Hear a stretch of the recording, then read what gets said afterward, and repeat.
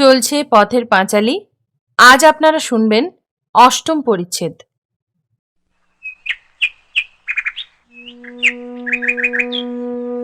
সকালবেলা 8টা কি 9টা।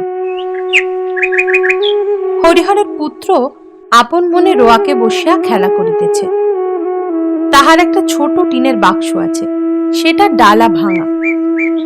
বাক্সের সমুদয় সম্পত্তি সে উপর করিয়া মেঝেতে ঢালিয়াছে। একটা রং ওঠা কাঠের ঘোড়া, 4 পয়সা দামের। একটা টোল খাওয়া টিনের ভেঁপু বাঁশি, গোটা কত কড়ি। এগুলো সে মায়ের অজ্ঞাতসারে লক্ষ্মী পূজার কড়ির চুপড়ি হইতে খুলিয়া লইয়াছিল ও পাছে কেহ টের পায় এই ভয়ে সর্বদা লুকাইয়া রাখে। একটা 2 পয়সা দামের পিস্তল, কতগুলো শুকনো নাটা ফল। দেখিতে ভালো বলিয়া তাহার দিদি কোথা হইতে অনেকগুলো কুড়াইয়া আনিয়াছিল। কিছু তাহাকে দিয়াছে, কিছু নিজের পুতুলের বাক্সে রাখিয়া দিয়াছে। খান কত খাপড়ার কুচি। গঙ্গা যমুনা খেলিতে এই খাপড়াগুলি লক্ষ্য অব্যর্থ বলিয়া বিশ্বাস হওয়ায় সে এগুলি সযত্নে বাক্সে রাখিয়া দিয়াছে।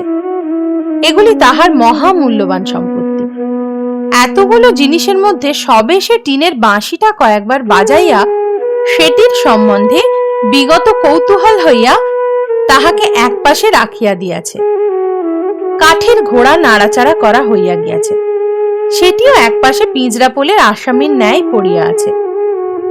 বর্তমানে সেই গঙ্গা যমুনা খেলিবার খাপড়াগুলিকে হাতে লইয়া মনে মনে দাওয়ার উপর গঙ্গা যমুনার ঘর আঁকা কল্পনা করিয়া চোখ বুজিয়া খাপড়া ছুড়িয়া দেখিতেছে তা ঠিক হইতেছে কিনা।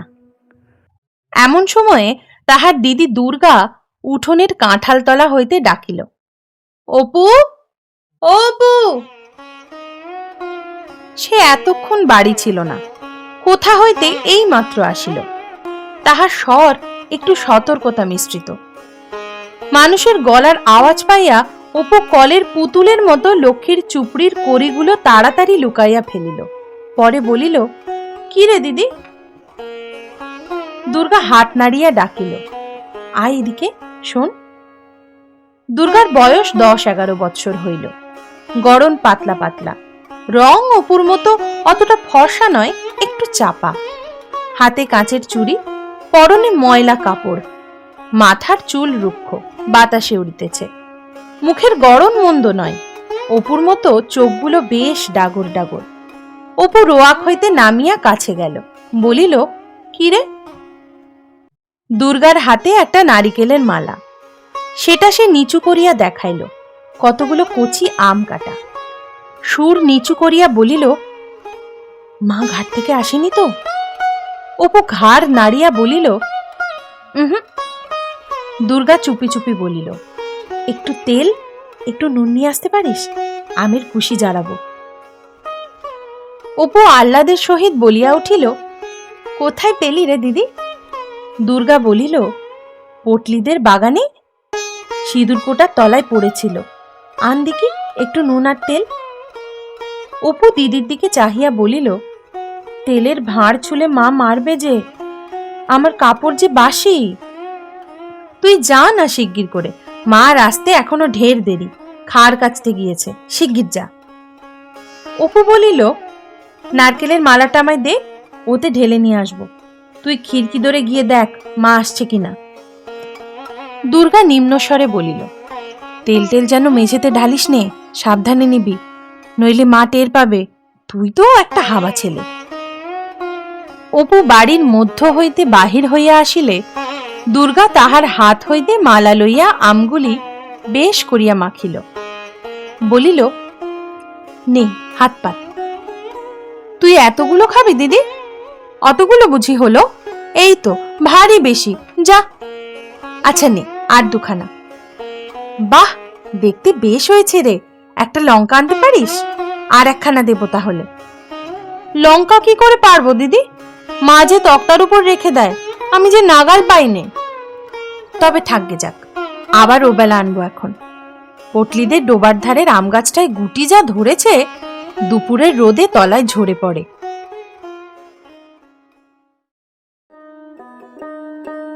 দুর্গাদের বাড়ির চারিদিকেই জঙ্গল। হরিহর রায়ের জ্ঞাতি ভ্রাতা নীলমণি রায় সম্প্রতি গত বছর মারা গিয়াছেন। তাহার স্ত্রী পুত্রকন্যা লইয়া নিজ পিত্রালয়ে বাস করিতেছেন। কাজেই পাশের এ ভিটেটাও জঙ্গলাবৃত হইয়া পড়িয়া আছে। নিকটে আর কোনো লোকের বাড়ি নাই। 5 মিনিটের পথ গেলে তবে ভুবন মুখুজ্জের বাড়ি। হরিহরের বাড়িটাও অনেক দিন হইয়া গেল মেরামত হয় নাই। সামনের দিকে রোয়াক ভাঙা, ফাটলে বন বিচুটির ও কালমেঘ গাছের বন গজাইয়াছে। ঘরের দোর জানলার কপাট সব ভাঙা, নারিকেলের দড়ি দিয়া গড়াদের সঙ্গে বাঁধা আছে। খিড়কি দোর ঝনাত করিয়া খুলিবার শব্দ হইল এবং একটু পরেই সর্বজয়ার গলা শোনা গেল। দুর্গা, ও দুর্গা। দুর্গা বলিল, মা ডাকছে, যা দেখে আয়। ওখানে খেয়ে যা, মুখে যে নুনের গুঁড়ো লেগে আছে, মুছে ফেল। মায়ের ডাক আর একবার কানে গেলেও দুর্গার এখন উত্তর দিবার সুযোগ নাই, মুখ ভর্তি। সে তাড়াতাড়ি জারানো আমের চাকলাগুলি খাইতে লাগিল। পরে এখনো অনেক অবশিষ্ট আছে দেখিয়া কাঁঠাল গাছটার কাছে সরিয়া গিয়া গুড়ির আড়ালে দাঁড়াইয়া সেগুলি গোগ্রাসে গিলিতে লাগিল। অপু তাহার পাশে দাঁড়াইয়া নিজের অংশ প্রাণপণে গিলিতেছিল, কারণ চিবাইয়া খাওয়ার আর সময় নাই। খাইতে খাইতে দিদির দিকে চাহিয়া সে দোষ সম্বন্ধে সচেতনতা সূচক হাসি হাসিল। দুর্গা খালি মালাটা এক টান মারিয়া ভেরেন্ডা কচার বেড়া পার করিয়া নীলমণি রায়ের ভিটার দিকে জঙ্গলের মধ্যে ছুঁড়িয়া দিল। ভাইয়ের দিকে চাহিয়া বলিল, মুখটা মুছে ফেল না বাঁদর, নুন লিখে রয়েছে যে। পরে দুর্গা নিরীহ মুখে বাড়ির মধ্যে ঢুকিয়া বলিল, কি মা, কোথায় বেরোনো হয়েছিল শুনি? একলা নিজে কত দিকে যাব? সকাল থেকে খাড় কেচে গা গতর ব্যথা হয়ে গেল। একটুখানি কুটো গাছটা ভেঙে দুখানা করা নেই, কেবল পাড়ায় পাড়ায় টোটো টোকলা সেধে বেড়াচ্ছেন। সে বাঁদর কোথায়? অপু আসিয়া বলিল, মা খিদে পেয়েছে। রোসো রোসো, একটুখানি দাঁড়াও বাপু, একটু হাঁপ জিরোতে দাও। তোমাদের রাত দিন খিদে আর রাত দিন ফাই ফরমাজ। ও দুর্গা, দেখ তো বাছুটা হাঁক পারছে কেন? খানিকটা পরে সর্বজয়া রান্নাঘরের দাওয়ায় বাটি পাতিয়া শশা কাটিতে বসিল। অপু কাছে বসিয়া পড়িয়া বলিল, আর একটু আটা বের করো না মা, মুখে বড্ড লাগে। দুর্গা নিজের ভাগ হাত পাতিয়া লইয়া সংকুচিত সুরে বলিল, চাল ভাজা আর নেই মা। অপু খাইতে খাইতে বলিল, উহ, চিবনও যায় না, আম যা, খেয়ে দাঁত টোকে। দুর্গার ভ্রুকুটি মিশ্রিত চোখ টেপায় বাধা পাইয়া তাহার কথা অর্ধপথেই বন্ধ হইয়া গেল। তাহার মা জিজ্ঞাসা করিল, আম কোথায় পেলি? সত্য কথা প্রকাশ করিতে সাহসী না হইয়া অপু দিদির দিকে জিজ্ঞাসা সূচক দৃষ্টিতে চাহিল। সর্বজয়া মেয়ের দিকে চাহিয়া বলিল, তুই ফের এখন বেরিয়েছিলি বুঝি? দুর্গা বিপন্ন মুখে বলিল, ওকে জিজ্ঞেস করো না, আমি এই তো এখন কাঁঠাল তলায় দাঁড়িয়ে তুমি যখন ডাকলে তখন তো। স্বর্ণগোয়ালিনী গায়ে দুহিতে আসায় কথাটা চাপা পড়িয়া গেল। তাহার মা বলিল, যা বাছুরটা ধরগে যা। ডেকে ডেকে সারা হলো, কমলে বাছুর। ও স্বর্ণ, এত বেলা করে এলে কি বাঁচে? একটু সকাল করে না এলে এই তেতপর পর্যন্ত বাছুর বাঁধা। দিদির পেছনে পেছনে অপুও দুধ দোয়া দেখিতে গেল। সে বাহির উঠানে পা দিতেই দুর্গা তাহার পিঠে দুম করিয়া নির্ঘাত এক কিল বসাইয়া দিয়া কহিল, লক্ষ্মী ছাড়া বাঁদর। পরে মুখ ভ্যাংচাইয়া কহিল, আম খেয়ে দাঁত টোকে গিয়েছে, আবার কোনোদিন দেব আম, খেও, ছাই দেব। এই ওবেলাই পটলিদের কাঁকুরতলির আম কুড়িয়ে এনে জাড়াবো। এই এত বড় বড় গুটি হয়েছে, মিষ্টি যেন গুড়। দেব তোমায়, খেও এখন। হাবা একটা কোথাকার, যদি এতটুকু বুদ্ধি থাকে। দুপুরের কিছু পরে হরিহর কাজ ছাড়িয়া বাড়ি ফিরিল। সে আজকাল গ্রামের অন্নদা রায়ের বাটিতে গোমস্তার কাজ করে। জিজ্ঞাসা করিল, অপুকে দেখছি নে? সর্বজয়া বলিল, অপু তো ঘুমোচ্ছে। দুর্গা বুঝি? সে সেই খেয়ে বেরিয়েছে। সে বাড়ি থাকে কখন? দুটো খাওয়ার সঙ্গে যা সম্পর্ক। আবার সেই খিদে পেলে তবে আসবে। কোথায় কার বাগানে কার আমতলায় জামতলায় ঘুরছে এই চৈত্র মাসে রোদ্দুরে। ফের দেখো না এই জ্বরে পড়লো বলে। অত বড় মেয়ে বলে বোঝাবো কত? কথা শোনে না কানে নেয়? একটু পরে হরিহর খাইতে বসিয়া বলিল, আজ 10 ঘরায় তাগাদার জন্য গিয়েছিলাম, বুঝলে? একজন লোক খুব মাতব্বর, 5টা 6টা গোলা বাড়িতে, বেশ পয়সাওয়ালা লোক। আমায় দেখে দণ্ডবত হয়ে বললে, দাদা ঠাকুর, আমায় চিনতে পাচ্ছেন? আমি বললাম, না বাপু, আমি তো কই। বললে, আপনার কর্তা থাকতে তখন তখন পুজো আচ্চায় সবসময় তিনি আসতেন, পায়ের ধুলো দিতেন। আপনারা আমাদের গুরুতুল্য লোক, এবার আমরা বাড়ি শুদ্ধ মন্তর নেব ভাবছি। তা আপনি যদি আজ্ঞে করেন তবে ভরসা করে বলি। আপনি কেন মন্তরটা দেন না? তা আমি তাদের বলেছি আজ আর কোনো কথা বলবো না, ঘুরে এসে 2-1 দিনে, বুঝলে? সর্বজয়া ডালের বাটি হাতে দাঁড়াইয়াছিল। বাটি মেঝেতে নামাইয়া সামনে বসিয়া পড়িল। বলিল, হ্যাঁ গো, তা মন্দ কি? দাও না ওদের মন্তর। কি জাত? হরিহর সুর নামাইয়া বলিল, বলো না কাউকে, সদ্গো। তোমার তো আবার গপ্প করে বেড়ানো স্বভাব। আমি আবার কাকে বলতে যাব? তা হোক গে সদ্গো, দাও গিয়ে দিয়ে। এই যা কষ্ট যাচ্ছে, ওই রায়বাড়ির 8টা টাকা ভরসা, তাও 2-3 মাস অন্তর তবে দেয়। আর এইদিকে রাজ্যের দেনা। কাল ঘাটের পথে সেচ ঠাকুরন বললে, বৌমা, আমি বন্ধক ছাড়া টাকা ধার দিই নে, তবে তুমি অনেক করে বললেই বলে দিলাম। আজ 5-5 মাস হয়ে গেল, টাকা আর রাখতে পারবো না। এদিকে রাধা বৈষ্ণবের বউ তো ছিঁড়ে খাচ্ছে, 2 বেলা তাগাদা আরম্ভ করেছে। ছেলেটার কাপড় নেই, 2-3 জায়গায় সেলাই। বাছা আমার তাই পরে হাসি মুখে নেচে নেচে বেড়ায়। আমার এমন হয়েছে যে ইচ্ছে করে একদিকে বেরিয়ে যায়। আর একটা কথা ওরা বলছিল, বুঝলে? বলছিল, গায়ে তো বামুন নেই, আপনি যদি এই গায়ে উঠে আসেন তবে জায়গা জমি দিয়ে বাস করায়। গায়ে 1 ঘর বামুন বাস করানো আমাদের বড্ড ইচ্ছে। তা কিছু ধানের জমি টমি দিতেও রাজি। পয়সার তো অভাব নেই। আজকাল চাষাদের ঘরে লক্ষ্মী বাঁধা, ভদ্রলোকেরই হয়ে পড়েছে হা ভাত জো ভাত। আগ্রহে সর্বজয়ার কথা বন্ধ হইবার উপক্রম হইল। এক্ষুনি? তা তুমি রাজি হলে না কেন? বললেই তো হতো যে আচ্ছা আমরা আসবো।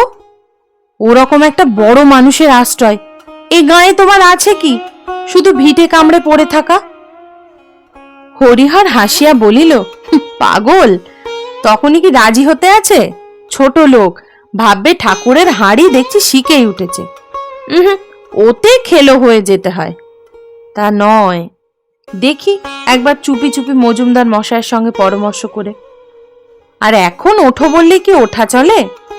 সব বেটা এসে বলবে টাকা দাও, নইলে যেতে দেব না। দেখি পরামর্শ করে কি রকম দাঁড়ায়। এই সময়ে মেয়ে দুর্গা কোথা হইতে পা টিপিয়ে টিপিয়ে আসিয়া বাহিরের দুয়ারের আড়াল হইতে সতর্কতার সহিত একবার উঁকি মারিল এবং অপরপক্ষ সম্পূর্ণ সজাগ দেখিয়া ওধারে পাঁচিলের পাশ বাহিয়া বাহির বাটির রোয়াকে উঠিল। দালানের দুয়ার আস্তে আস্তে ঠেলিয়া দেখিল উহা বন্ধ আছে। এদিকে রোয়াকে দাঁড়ানো অসম্ভব, রৌদ্রের তাপে পা পুড়িয়া যায়। কাজেই সে স্থান হইতে নামিয়া গিয়া উঠোনের কাঁঠাল তলায় দাঁড়াইল। রৌদ্রে বেড়াইয়া তাহার মুখ রাঙা হইয়া উঠিয়াছে। আঁচলের খুঁটে কি কতকগুলো যত্ন করিয়া বাঁধা। সে আসিয়াছিল এই জন্যে যে যদি বাহিরের দুয়ার খোলা পায় এবং মা ঘুমাইয়া থাকে তবে ঘরের মধ্যে চুপি চুপি ঢুকিয়া একটু শুইয়া লইবে। কিন্তু বাবার, বিশেষত মার সামনে সম্মুখ দুয়ার দিয়া বাড়ি ঢুকিতে তাহার সাহস হইল না। উঠানে নামিয়া সে কাঁঠাল তলায় দাঁড়াইয়া কি করিবে ঠিক করিতে না পারিয়া নিরুৎসাহ ভাবে এদিক ওদিক চাহিতে লাগিল। পরে সেইখানেই বসিয়া পড়িয়া আঁচলের খুঁট খুলিয়া কতকগুলি শুকনো রড়া ফলের বিচি বাহির করিল। খানিকক্ষণ চাহিয়া থাকিয়া সে আপন মনে সেগুলি গুনিতে আরম্ভ করিল। 1 2 3 4 26টা হইল। পরে সে 2-3টা করিয়া বিচি হাতের উল্টা পিঠে বসাইয়া উঁচু করিয়া ছুড়িয়া দিল। পরে হাতের সোজা পিঠ পাতিয়া ধরিতে লাগিল। মনে মনে বলিতে লাগিল, অপুকে এইগুলো দেব, আর এইগুলো পুতুলের বাক্সে রেখে দেব। কেমন বিচিগুলো তেল চুকচুক করছে, আজই গাছ থেকে পড়েছে, ভাগ্যিস আগে গেলাম, নইলে সব গরুতে খেয়ে ফেলে দিত। ওদের রাঙি গাইটা একেবারে রাক্ষস, সব জায়গায় যাবে। সেইবার কতকগুলো এনেছিলাম, আর এইগুলো নিয়ে অনেকগুলো হলো। সে খেলা বন্ধ করিয়া সমস্ত বিচি আবার সযত্নে আঁচলের খুঁটে বাঁধিল। সে খেলা বন্ধ করিয়া সমস্ত বিচি আবার সযত্নে আঁচলের খুঁটে বাঁধিল। পরে হঠাৎ কি ভাবিয়া রুক্ষ চুলগুলি বাতাসে উড়াইতে উড়াইতে মহা খুশির সহিত পুনরায় সোজা বাটির বাহির হইয়া গেল।